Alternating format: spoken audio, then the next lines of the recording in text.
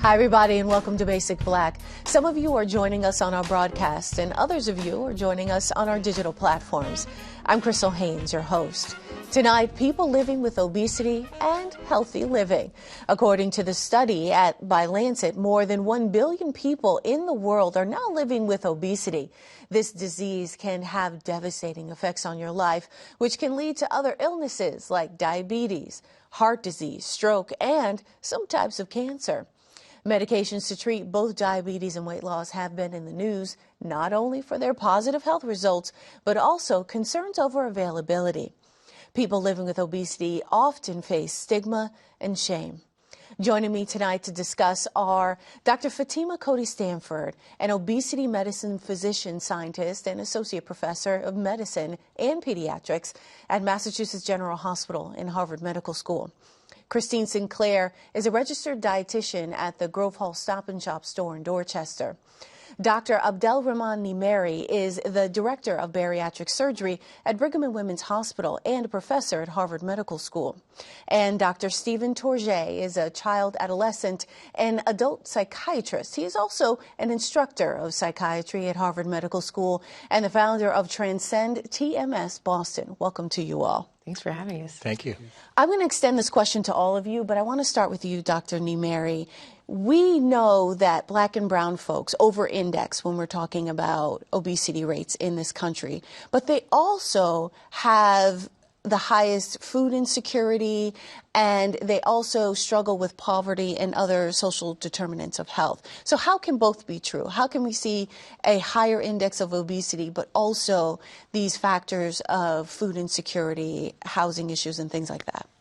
Yeah, because I think obesity is a complex problem, and it appears to be not only just your race, but the other social determinants of health that come, where you live, what access you have. So today, if you try to go buy healthy food, it's more expensive.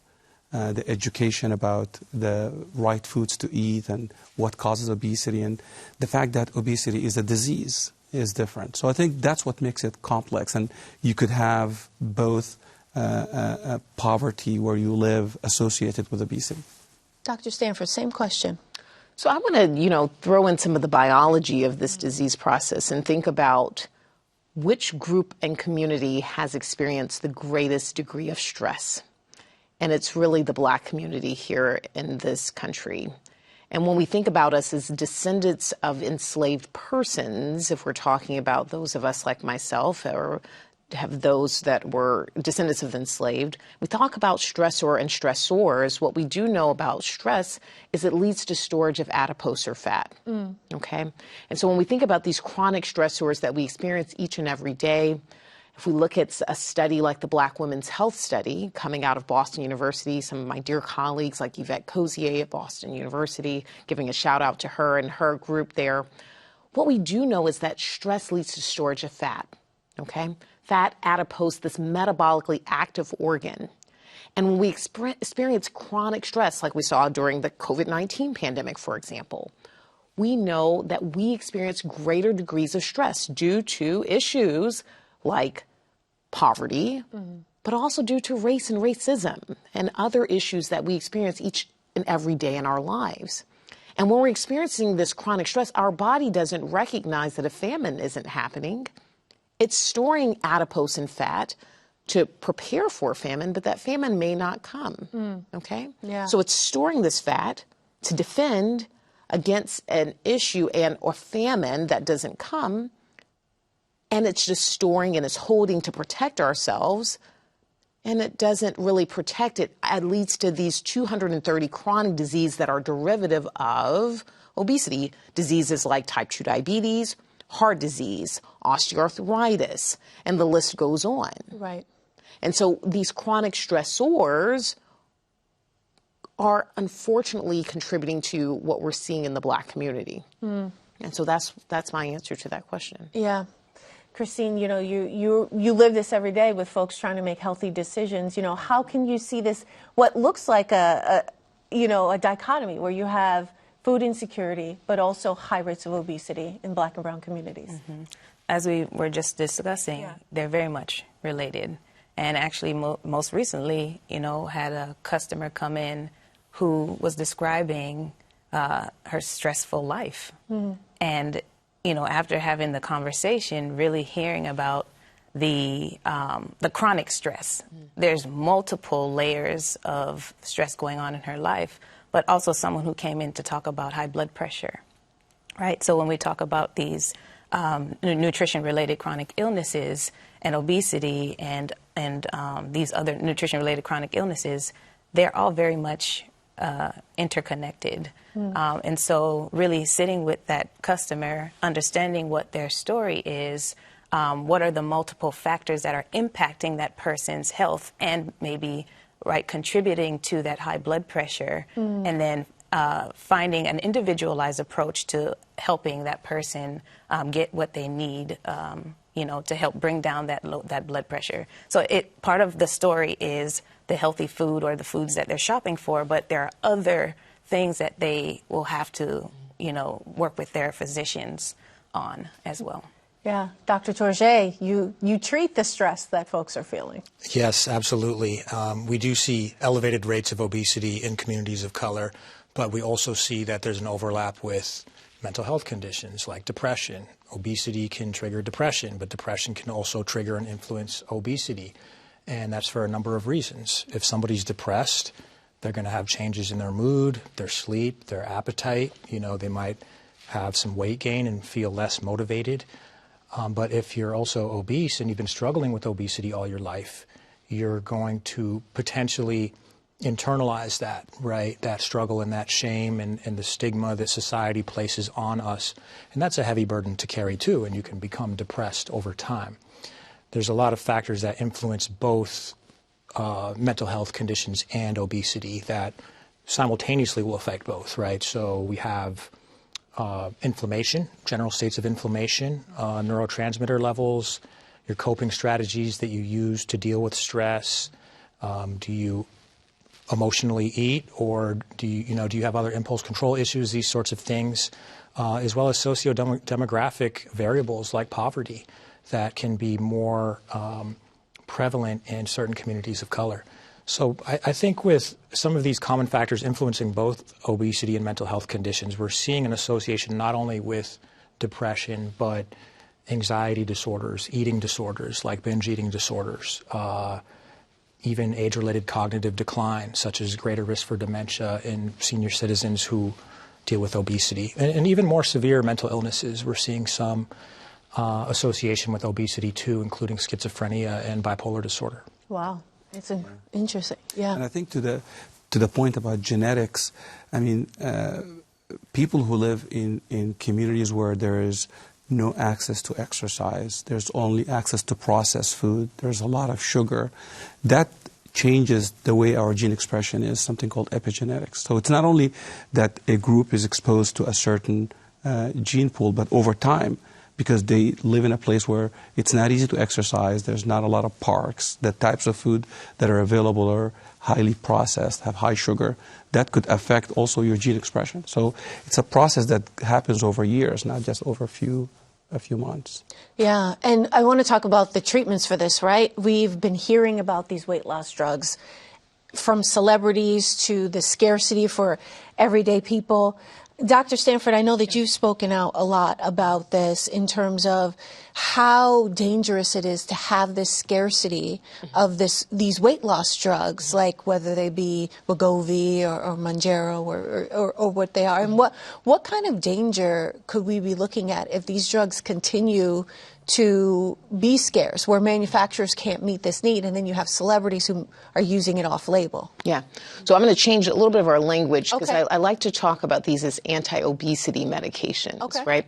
So weight loss implies we're just using them really for this vanity purpose, right? To look, cute on the beach. And I think that that's what's happening, is that some people are using them for aesthetic reasons, right? So that they can lean on South Beach. And we do hear about these stories of people using them for these aesthetic purposes. And, we've heard people like Kimmel make, jokes about, people at the Oscars using them to look nice for their gowns. that's not what these were intended for, right? These medications first, what we call the GLP-1 receptor agonists or glucagon-like peptide-1 receptor agonists, were first manufactured for the treatment of type 2 diabetes. And these came on the market almost 20 years ago for that purpose, approved by the FDA initially for that purpose, and then got second label and indication for the treatment of the chronic disease of obesity. But you brought up a very important point. These are FDA approved for two indications, for the treatment of type 2 diabetes and secondarily for the treatment of obesity. When we're looking at the sheer number of individuals in this country that meet these indications, we're talking greater than 100 million individuals. 100 million plus people. When we're talking about scarcity, I can tell you that in just the work we do here in Boston, and I'm just going to narrow it to the work I do at Mass General Hospital, we have faced such scarcity of these drugs that I have patients coming into my clinic. I write the script for a medication, and let's break down these medications a little bit. A very common drug that we've heard about is Ozempic. Let's talk about that drug. That's the actual drug is semaglutide. Okay, so that's the compound. It's manufactured under two names. Those two names are Ozempic, which is the labeling for those with type 2 diabetes, and Wegovy, which is the labeling for those with obesity. Same exact drug. I like to think of it as you go to the dealership and you buy a Camry, a black Camry or a red Camry. Same car, right? Right. We can agree that a Toyota Camry is the same car. Got it. But if you buy a black one versus a red one, it's not a different car, right? There are different doses for these drugs. So for under the labeling of semaglutide, and we're titrating you up, the doses that we might use are 0.25 milligrams, 0.5, 1 milligram, 1.7, and 2.4 is the top amount that we would give you. We do need to titrate you up slowly on these medications. We need to titrate you up. You need to stay on a dose for at least a month before we can move you to a next dose. Which becomes a problem if you can't get it. Absolutely. Now, there is a Danish company called Novo Nordisk that manufactures that drug. The shortage for this drug has been so vast that those first three doses, which you're required to titrate up on, 0.25, 0.5, and 1 milligram, for about a year and a half, and even I would say as of today, I have a hard time getting those doses for my patients. I think a lot of the negative press we've been hearing about things like stomach paralysis, things of that sort, have led providers, doctors, other healthcare providers that may prescribe them, skipping these very necessary doses and jumping to the maintenance doses, which are those 1.7 and 2.4. Now, Crystal, why might I say that? Why might I pose this as a potential? Why would someone skip these doses that are necessary for someone to titrate up on these? Because those doses are readily available in pharmacies throughout the state. Oh, okay. Maintenance doses are made available. So if I were to go near where I live, in pharmacies in Chinatown or Roxbury or Dorchester or wherever you might live, they are there because they're prioritizing keeping people on medication. So those doses are readily available. So you might go to your doctor and they're like, hey, Dr. Stanford, I want that drug. But no, hey, Jane, that medicine is not available. But Dr. Stanford, I've talked to my pharmacist and they say that that 2.4 is available, and somehow that medication, someone's getting that higher dose. But if I start you in that higher dose, it's like me pushing someone that's never had any swimming lessons into the middle of the Atlantic Ocean. Yeah. So this is a problem. It's leading to major issues, major adverse side effects. We need safety. Safety is first. I would rather you never start on the medication than put you into the middle of the Atlantic Ocean where you're going to drown. Right. Yeah. And so safety is a key concern. Availability is a key concern. We need the medications for the people that would best benefit from these medications, not for those that want to look cute on South Beach. That's right. Dr. Nimeri, I would love for you to weigh in here because, you know, a lot of times what you do, bariatric surgery, tends to be a last resort for a lot of folks. I think first we have to go to the basics. And And you mentioned earlier that obesity is associated with stigma and bias. Yeah.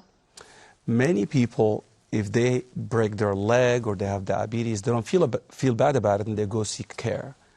But most patients with the disease of obesity, they know the disease and they try to figure it out on their own. They try diet, it doesn't work. They try exercise. And then rather than saying, this is not working, let me see someone, they blame themselves. And similarly, if someone tried the medications and they didn't work, they blame themselves if they tried surgery. And I think going back to the basics is that someone with the disease needs an evaluation. They need to go to an expert. And at the Center for Weight Management and Wellness, either at the Brigham or MGH or other places, you come in with a disease similar to how if a cancer patient comes with a disease, it gets decided, do they need surveillance only? Do they need medications? Do they need surgery or a combination? Yeah. And I think that's the most important part. Patients should not feel that this disease came from them. Because obesity is 60 to 70% genetic, and the effects of epigenetics, what we eat, how we exercise, and the types of food we eat, adds to that. And the person needs to come get an education, get an evaluation, and then decide what's the best treatment. Sometimes it's medication, sometimes it's only diet and exercise and behavioral changes. And for a few selected patients, it's endoscopy, and endoscopic options. For some patients, it's surgery. So I think that's where things have to go back to. And so, Christine, I'd love for you to weigh in here because so many of the messages we get is eat right, exercise, move more, the weight will come off. And I think it's important that Dr. Nimeri said that 60 to 70% of it is genetics, but there is things you can do. And I know from documentaries and other research and things like that, that some food is less nutritious than it was perhaps in our parents' generation or before. So I think it's extraordinary that you're part of this program where it's free, a free dietitian available to folks right there in Grove Hall. What do you hear most from people in terms of trying to eat right and be healthy? Yeah, it's a really good question. And I want to say, I lead health and wellness programs and initiatives for Stop and Shop in our Grove Hall area, greater Boston area. And we have a team of dietitians that work across all of the states where we have stores. And so anyone who wants to access nutrition services, they can do that. And it's free. And I, in our conversations earlier, talking about there's no insurance involved, there's no cost involved, and we consider ourselves the bridge between the clinical providers, right? You have your physician, you have your nurse, you have your clinical dietitian, and then you get those recommendations, and then you come into our store, you come home, and you need to shop. And so what do you do with those recommendations? And so we're the bridge. We help take the time to understand those nutrition labels. And really, it's an individualized approach, right? You see the person in front of you, you get the story, you get the recommendations from their clinical providers, and then we go and we shop, we walk around the store and do all of that. But back to Dr. Nimeri and your question, for me and someone in the role that I'm in, back to the basics means understanding, first of all, that there could be multiple things going on, and it's not a one-size-fits-all. The approach might be different for, person one versus person two, and helping someone in that individualized approach to find those nutritious foods that are going to meet their needs, that meet their budget requirements. There's so many other factors involved, and so I think also, with the weight loss drugs or anti-obesity drugs, pairing nutrition education with those drugs. Even bariatric surgery, I'm familiar that the process for going through bariatric surgery is one that you have to get that nutrition education. So whether someone decides to stop taking the medication or they have to stop taking the medication for whatever reason, things change, that they have those fundamentals. So back to the basics for me and someone in my role is really, helping someone understand the nutrition basics and what kinds of foods they're picking up and filling their cart with when they're walking through the grocery store. Yeah. And what I hear from customers, there is it's confusing. Yeah. Even reading a nutrition label for some is really confusing. And so helping people get the basics of understanding nutrition labels, understanding, even if you don't understand the nutrition label, when I walk into a store, how can I identify, you know, those helpful options that are going to meet my needs, address my chronic condition, address, you know, the obesity, all of these other things. And I imagine people walk in with their own sort of, you know, preconceptions, like, oh, well, corn's a vegetable, I'm gonna get that, that's cheap, or this is, you know, or like potato, what's wrong with a potato? Like, you know, you know, so, and I'm sure you have to like engage with folks and be like, okay, well, let's talk about what's the nutrition density of this and what's that and what can you afford? Yes, and again, it's all going to be very individualized. Yeah. If someone has diabetes, right, versus someone who may be coming in because they want to just gain more weight, or everyone's needs are different. Yeah. So helping people understand the nutrition basics that will meet their specific needs. Yeah. Dr. Tourget, I want to talk about the stigma that folks who are overweight or you know, have obesity or things like that, like that, you touched upon this a little bit, but it ends up being sort of a self-fulfilling prophecy for folks who get discouraged with having to manage this. Yeah, it really does. And I think that's why I think it's important that you mentioned that we need more community initiatives that focus on things more comprehensive than just taking medication or just having surgery, especially if there's a scarcity, right? Like we need to think about people's mental health and take a more customized, personalized, team-based approach to addressing a lot of these things. And in terms of stigma, society, I think, projects this idea upon us that if you're overweight or obese, that you might be perceived as lazy or undesirable or ugly, right? And that, you know, even gets projected onto kids, because I see a lot of children, adolescents, and adults. And, you know, children are getting bullied in elementary school, middle school, high school for their physical appearance. And a lot of that leads to body image issues later on. If you look on social media or Instagram or any of these, you know, major social media platforms, you see Instagram models and other people with a certain physique. And I think that reinforces the idea that we have to look a certain way. I think we do need to treat obesity, but we also need to take a holistic approach, one in which we're looking at underlying issues that could be there, whether it's anxiety, depression, because if you don't have good identity formation and that you don't have a stable sense of yourself, even after you lose the weight, that could still remain. You know, you can still be depressed, or it can resurface. So I think we have to look at all of these different options here. And even some of the medications within the psychiatric field, you know, a lot of the antidepressants, antipsychotics, mood stabilizers can cause weight gain in certain patients. And so we have to take an approach that acknowledges the patient's genetics, their family history, their background, to custom tailor that too. Because without a stable mental health situation, I mean, no matter what you're doing, you could sabotage yourself again. Yeah, exactly, right? And so it comes back to looking at what are the initial roots of this issue that you're dealing with. What are some of the psychodynamic implications? What's the family history? I mean, even in terms of adverse childhood events, right? The ACEs, we learn about social determinants of health and things like growing up in a household of domestic violence or substance use or food insecurity. That's going to increase your risk for depression, for, you know, antisocial personality disorder or substance use later on in life, and obesity as well. So I think we have to factor that in and try to really address not only the physical health, but the mental health as well. Yeah.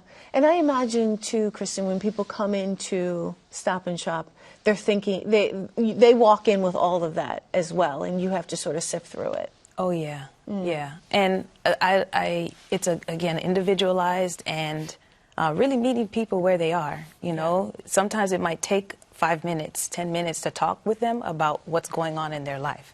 That will better help me understand how to help them. So it may not necessarily be related to what do I put in my cart, for example, But again, you know, back to one of my customers who came in the other day, and she mentioned all of the stressors that were happening in her life. And so that was important for me to take the time to hear and understand, and then also make some connections for that customer on the potential that could be, you know, causing the issues that she's having for her health. So important, so important there. We're going to continue this conversation, but before we go tonight, we do want to take a moment to acknowledge the passing of Boston television pioneer Sarah Ann Shaw. Sarah Ann was a contributor to Basic Black, originally called Say Brother, here on GBH. Then in 1969, she was hired as the first black television reporter on WBZ. Sarah Ann joined us for our 50th anniversary show back in 2018 to discuss issues impacting black and brown communities in Boston that are still relevant today. A true legend, Sarah Ann Shaw was 90 years old. Now, that is the end of our broadcast and the end of our show. Thank you so much to all of our guests, and thank you for watching. But stay with us as we continue this conversation on our digital platforms, YouTube and Facebook.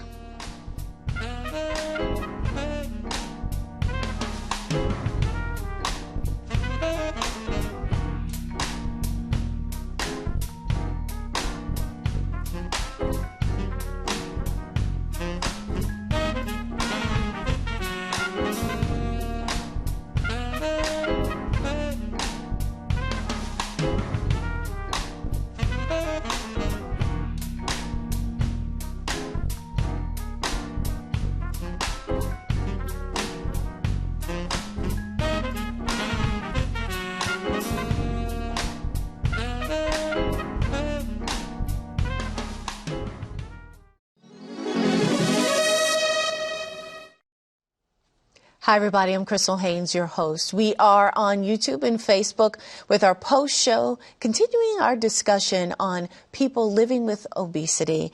And Dr. Nimeri, I want to talk to you about recently the American Academy of Pediatrics recommended weight loss surgery or allowed for weight loss surgery for kids as young as, I believe, 12 or 13. Does that speak to where we are in this country in terms of this issue? It does, and I think the reason is because obesity does not differentiate based on age. And adolescents who have the disease of obesity are more likely to grow up to become a person with obesity when they're an adult, more than 70%. So, and like it was alluded earlier, the children don't have guards. They will speak to their other colleagues, like other kids, and tell them, you're too fat. I don't want you on our team next time because you made it lose last time. And that leads to actually more psychological trauma. And adolescents and children need an evaluation. And some of them might need, surgical options. Some might need medications. But at the end, they need an evaluation like adults. And I think by differentiating with children and keeping them away from surgery, sometimes that's the most effective treatment. Bariatric surgery is the most effective tool for someone with severe obesity. And if you keep that tool away from an adolescent, all what you're doing is you're making the disease progress. So there's literature now to show that if you have, let's say, type 2 diabetes, and you have metabolic and bariatric surgery, there's a very good chance diabetes will resolve. But if you wait until that diabetes reaches later stages and you're on insulin, and you're now diabetic for 8-10 years, it's less likely that it will resolve. And obesity is the same way. If you operate on an adolescent, they're 13, 14, after you look at their situation, their family, and you look at their support system, they're less likely that they will gain weight over time before having surgery. And now their BMI is high enough that they're not going to ever be able to get that disease off. How has surgery changed over the years? So I think if you look at, let's say gastric bypass. Yeah. So if you had gastric bypass in the 90s or 2000, you had the surgery open, you stayed in the hospital for several days, and the outcomes, the chance of someone dying was maybe 3, 4 in 100. Today, the same procedure is done, and the chance of someone dying is similar to gallbladder surgery and hip replacement. You get the surgery with small incisions. Some patients go home the same day. Most patients go home the next day. and you don't have any tubes, catheters, you drink as soon as you wake up. The surgery is very different. So the medications we use now, these very effective injectables that Dr. Stanford talked about, came from knowing how the surgery works. The surgery works by changing your hunger, similar to what the medications does, changing your satiety, improving your glucose metabolism. So it works exactly with the same mechanism the medications work. And that's why when patients look at surgery, they need an evaluation not by a standalone bariatric surgeon, but a surgeon within a multidisciplinary team, so they can get a holistic evaluation and meet a dietitian, meet a psychologist, meet an obesity medicine specialist with the surgeon. And then the team comes up with a plan on whether surgery is appropriate, and most importantly, which procedure is most appropriate. And on children, I just want to mention one thing. It's very important that we know that children need 4 or 5 servings of fruits and vegetables a day. They need to have less than 2 hours of screen time. They need to have an hour of exercise, and they need 0 sugar. And I think in children specifically, this is the job of the parents. Yeah. These things I mentioned, the kids cannot do it on their own. Dr. Stanford, in our pre-interviews, you shared a really powerful story about a young patient that was under your care. And I wonder if you could talk to what you're seeing in terms of the ages of the kids that are coming into your practice, and how this problem has gotten worse. Yeah. So I will say, first of all, that I'm on the executive committee for the American Academy of Pediatrics for the section of obesity. So there are only 6 of us, and so we are the group that did release these guidelines. So I do have some strong biases towards thinking that we do need these treatments. And I'm seeing patients as young as 2 come into my practice. So I do want to acknowledge that. And I do want to tell a quick story that speaks to the need for us to treat these patients. And I'm going to take you back actually to my residency in South Carolina, where I did my internal medicine and pediatrics residency. And I'm going to tell you a story about a young girl that her family called her Twinkie. And I'm going to tell you that they called her Twinkie because she was a young girl that was 11 years old that came into the pediatric ICU with severe asthma. So she had an asthma exacerbation. She was admitted to the ICU with that asthma exacerbation. When she was transferred to the floor under my care, she was transferred to the floor because her asthma had improved. But when I went to do my morning rounds on her, I noticed that she had stopped breathing when I walked into the room. And I went to go and, shake her awake. Dr. Nimeri, I'm going to shake you much like this so that she would start breathing.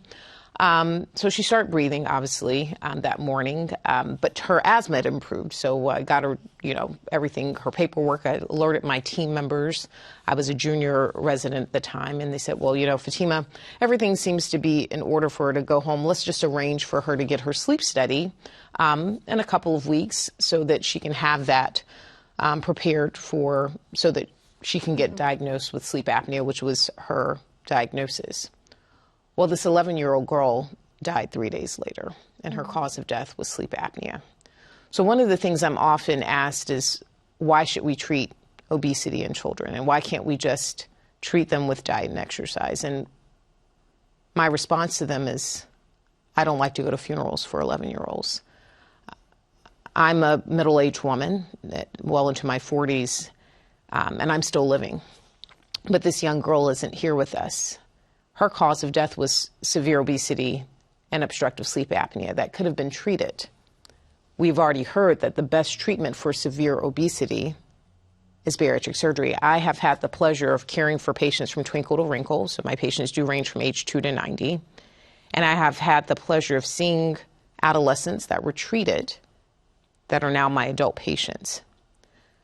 One of them actually happens to be one of the care providers that works with me now that's an adult, that actually was treated with bariatric surgery as an adolescent. And to see her now providing care or working in that team setting and providing care for my patients with me, and seeing her being told that she would never have children, she has 2 children now, seeing her being told that her PCOS would never resolve, that her obstructive sleep apnea would never resolve, that her high blood pressure would never resolve, that her high cholesterol would never resolve, and seeing all of those things go into remission because we treated her early. Just like Dr. Nimeri said, these are the things that matter. And I haven't had to go to her funeral. So early treatment matters. The earlier we treat, the higher the likelihood that we improve these individuals. And so when the American Academy of Pediatrics made this bold statement, the bold statement wasn't just for press. It wasn't just to make us feel good. It was because we don't like to go to funerals for 11-year-olds. Yeah, yeah. Christine, I imagine you work with families as well, trying to get everyone, including the little ones, you know, on the right path in terms of healthy eating. Yeah, I can definitely attest to the challenges that families are facing when it comes to feeding their children and wanting to feed their children, you know, those nutritious foods that are going to be benefit to those kids as they're growing. And again, you know, the approach to addressing some of the issues that might arise with children and obesity might be different. When I'm thinking of our conversation, I really think about sort of the systematic environment, right, that we're living in, the multiple things that are impacting a person's life, and if they're able to feed their children the things that they really need. My thought is truly, you know, how can we address it first through a food, physical activity approach? And again, there may be some reasons why that might not be the case, but I'd like to give it a chance. And also then looking at our food landscape, looking at the food environment, looking at the policies that are in place, and what can we do, and what are we actually doing now that's working, and then where can we go from there to make some of those changes so that people, you know, are having a living wage that makes sense. The schools are providing nutritious foods for the children when they're when they're living in their neighborhoods. Are there grocery stores that are there, or is it smaller stores that they don't get the full range of nutritious foods that they need? So really looking at the food landscape, looking at the environment and the policies that surround the individual, and how can we do our best in those areas as well. Yeah. Dr. Touré, I imagine if a kid isn't eating nutritious food, they might be acting out, they might be misdiagnosed with, you know, any number of things in schools, and it's all connected. Right, it is all connected. Food and mood and the brain and the gut have been shown to be related in many ways in terms of the type of healthy bacteria or unhealthy bacteria that you have in your gut, and that's influenced by the food that we eat. Is it highly processed? Is it more organic? Are you eating fresh fruits and vegetables, or mostly a lot of other processed types of foods? And so I do talk to a lot of my patients about this because as a psychiatrist, I believe in more of an integrative model where we're not just doing medication management, we're also doing psychotherapy, whether it's cognitive behavioral or dialectical behavioral or more family-based. And with children, you're not just treating them in a vacuum. You're treating them within a family system, right, within a school system. I'm frequently interacting with many different people. So for every child that I see, it's really like 3 or 4 patients, because you're counseling the parents and guiding them on healthy eating, trying to get their child in some type of regular physical activity at school. Some schools require sports. Some schools have PE that may or may not be really pushed. And so what I find is that when you involve the parents and you involve the schools, you're able to have a more effective impact on that child. Because children, you know, they're still developing. Their frontal lobes in their brains are not fully developed until even the mid to late 20s. And that frontal lobe is involved in decision-making, planning, executive functioning.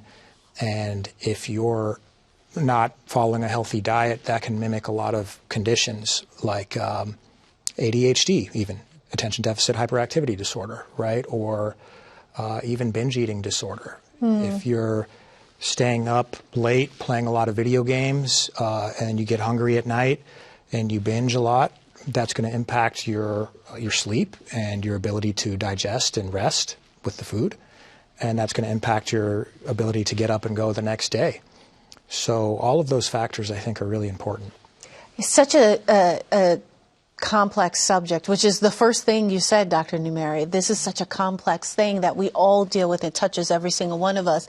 Is there hope that we're going to find a solution, or I guess a working solution so that folks can be their best selves in terms of addressing if you do have a genetic predisposition to obesity, if you just don't have access to healthy foods, we resolve issues like food deserts and better school nutrition and things like that. And so, Dr. Nimeri, my question, I'm going to ask the whole board, the whole panel here, is where do you see this going in 5 or 10 years in terms of giving folks hope to what can be a really confusing and frustrating situation?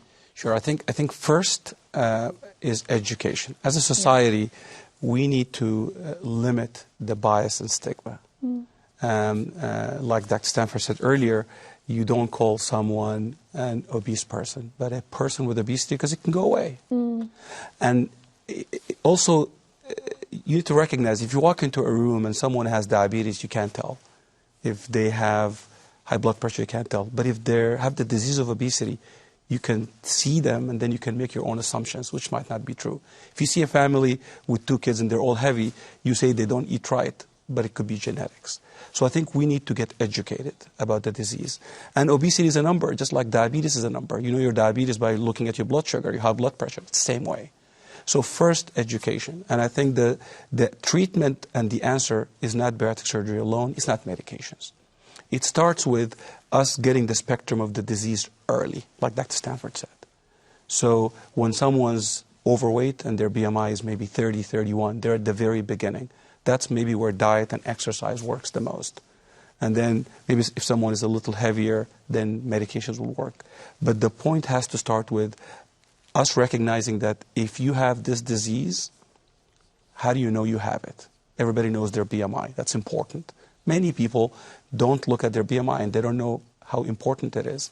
And then the second, you need to know that obesity will cause you to have diabetes. It will cause you over 10 years to have cancer. And over a 30-year period, it might be your cause of death. So as a society, we need to treat that as a disease and then seek care for it. You go to your primary care physician and tell them, you know what?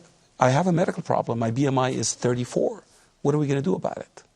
And coming up with a plan. And then as a society, when we do that, then we have to have more resources put in, just like Ms. Sinclair said, about stress, about parks, about it has to be much bigger than just 1 or 2 hospitals, 1 or 2 programs. It has to be a society effort.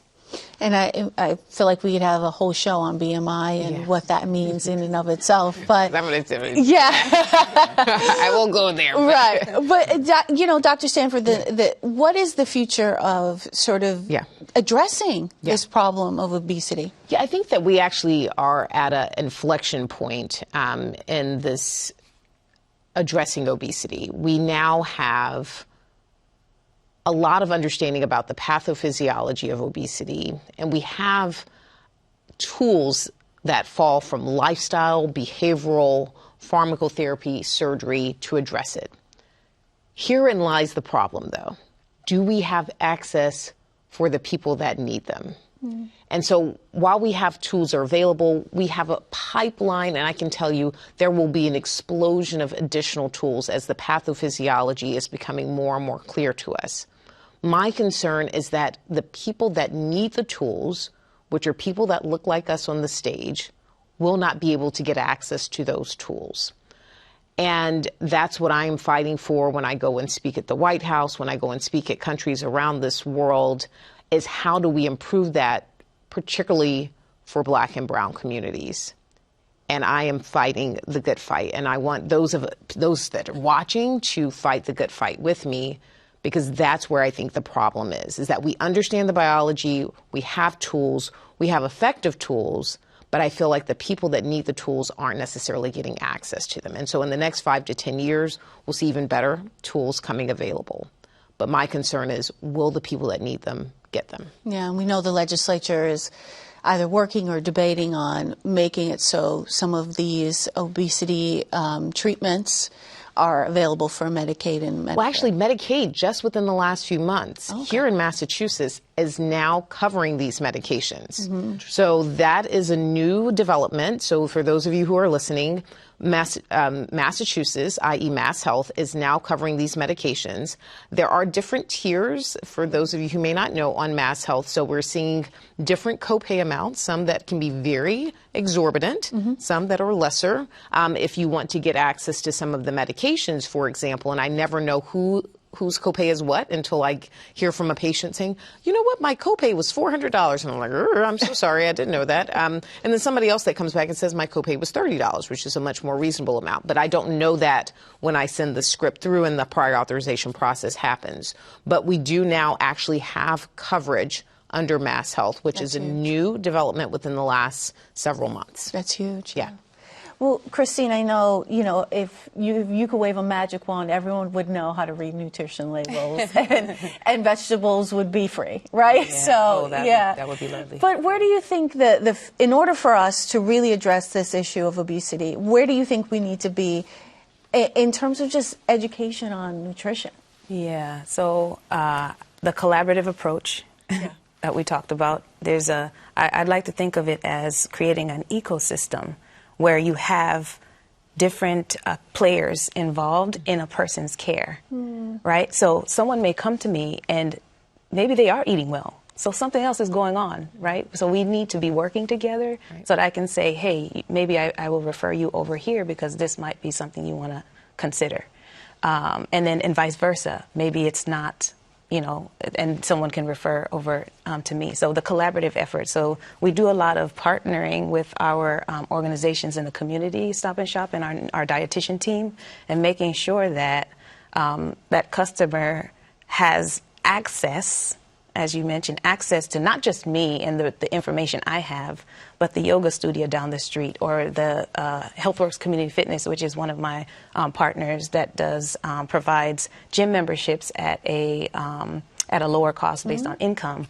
So collaboration first, and then when I think about access, we in my role and at Stop and Shop, right, we kind of limit that barrier for customers to take advantage of nutrition education and information because there's no insurance or cost involved. These are free services, consultations, healthy grocery shopping guidance, and they can come in any time and push. I have customers pushing their carts in and, hey, is this juice good for me? I have diabetes, and I can run to the aisles and say, hey, quickly, this is what you want to consider. So access to that, this information as well, and tons of other programs and things that Stop and Shop is doing, even through their school food pantry program, where they're setting up pantries in schools, so that kids have access and their families have access to this food. So really tons of things happening in terms of access, but there's other access that customers will need as well. So that collaborative effort is important too. Yeah. Dr. Georget, the last word here. I just want to double tap on that point, that collaboration is key. I like what you were saying about the ecosystem and how we need to expand insurance coverage for a lot of these drugs and the surgery as well. And if we can expand coverage, then more people can access the treatments that are available. And so I think the future is in continuing to increase the tools in our toolbox that can help address mental health conditions and obesity.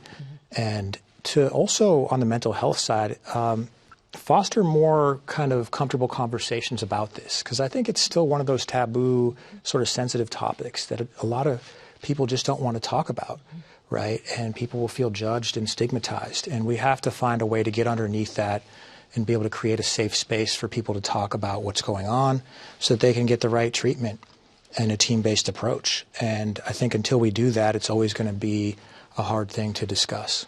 Absolutely. Well, we are out of time, so we'll have to end it there. What an amazing discussion. We could be here all day. I think we all can agree on that. Thank you all for joining us here today, and thank you at home for listening in. I'm Crystal Haynes. Have a great night.